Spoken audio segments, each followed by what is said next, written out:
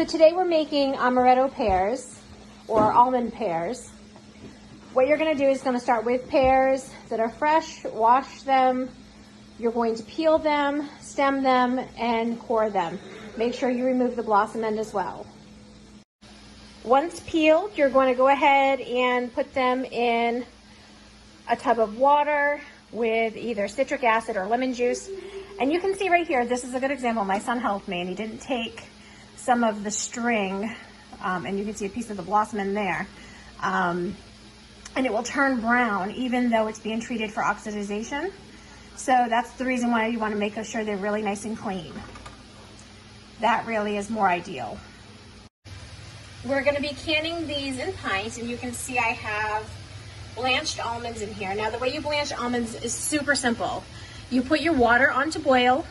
Once it's boiling, you put your almonds in, shut off the water, let it steep for about 1 minute to 2 minutes, then shut it off and drain it and put it in to soak in cold water to help the almonds stop cooking and allowing them to cool.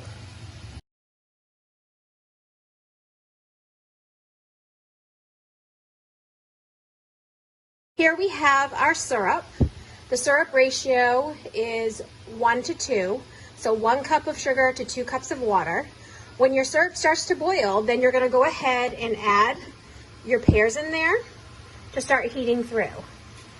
So once these have a little bit more heat to them and they're nice and hot all the way through, then I'm going to go ahead and lift this pan, draining the syrup to the bottom, and then I'm going to allow my syrup to heat back up, and then we'll add the amaretto. Here you can see the pears are heated nice and steamy. The syrup is there. I've shut off the heat, and now we're going to add the amaretto. And we're doing about a 1/2 cup per batch, and I've got 2 batches worth of syrup here. So we're going to do 1 cup.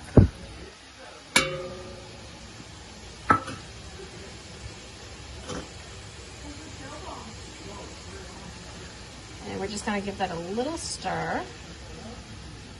And you want to make sure your heat is off because you don't want it to cook the liquor out.